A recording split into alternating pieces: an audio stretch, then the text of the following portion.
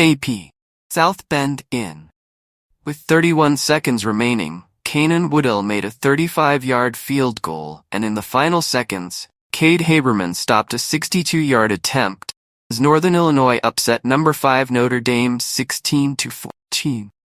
Mitch Jeter of Notre Dame attempted a 62-yard field goal, but Haberman stopped it, giving the euphoric Huskies their first non-conference win against a ranked opponent since a 19-16 upset of number 21 Alabama in 2003. It was also the Huskies' first victory over a team ranked in the top 10. Following the thrilling triumph, Thomas Hammock, the head coach of Northern Illinois, broke down in tears. Luck wasn't necessary, according to Hammock. That was our primary subject. We didn't require luck, in my opinion. All we have to do is give it our all.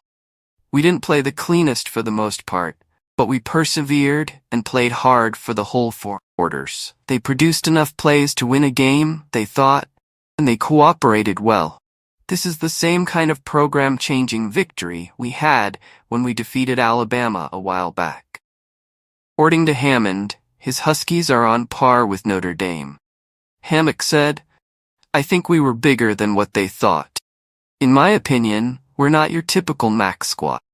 We play hard and are strong on both the offensive and defensive line. In that regard, it didn't seem like a mismatch to me."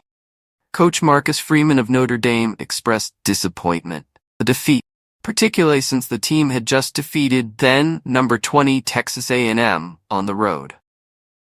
As coaches, it is our responsibility to ensure that these boys are prepared for action.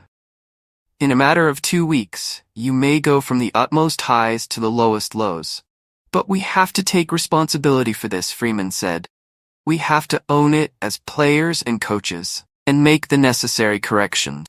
With a 14-13 lead in the 4th quarter, Notre Dame, 1-1, seemed to be in position to pull away from Northern Illinois, 2-0. With 7:49 remaining, the Fighting Irish punted their way into possession and proceeded to drive from their 25 to the Northern Illinois 49. With 5:55 remaining, Fighting Irish quarterback Riley Leonard sent a long throw up the middle that was meant for Chris Mitchell, but Amarian Knighton intercepted it and returned it 33 yards to the 50-yard line. When it came to the interception, Leonard said it was a completely bad read. The interior pillar has one lone high safety fastened to it. I believed he wouldn't reattach.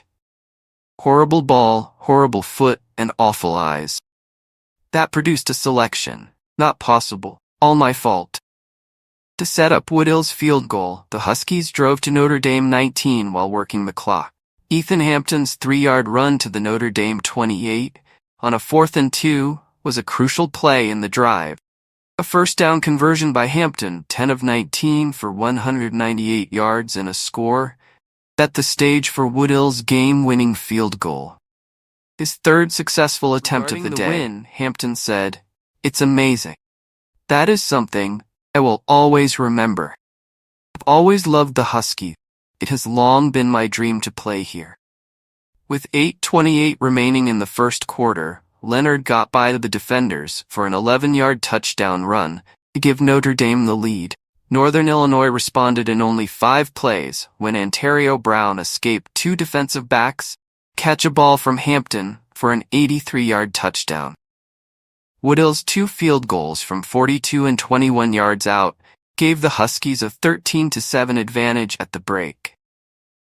For the half, Jeter had a 48-yard attempt to tie the score at 10. Haberman stopped it. On the first play of the second half, Woodill missed a 53-yard field goal attempt, which allowed Notre Dame to score. Hurdling a defensive back on the way to the end zone, Jeremiah Love broke free for a 34-yard touchdown run. With 8:34 remaining in the 3rd quarter, Notre Dame led 14-13 after an extra point by Mitch Jeter. Leonard completed with 2 interceptions and 163 yards on 20 of 32 plays. The lesson learned. With a youthful Fighting Irish offensive line that failed to gain line leadership, Notre Dame has a lot of offensive work ahead of it. Now, A seasoned team from Northern Illinois has solidified its position as a contender in the Mid-American Conference. Implications for polls. Although Notre Dame will drop in the rankings, it is expected to remain in the top 25. It's possible that Northern Illinois will get a sizable amount of votes. Next up on Saturday, Notre Dame will travel to West Lafayette to play its in-state foe, Purdue. After a week off, Northern Illinois will host Buffalo on September 21st.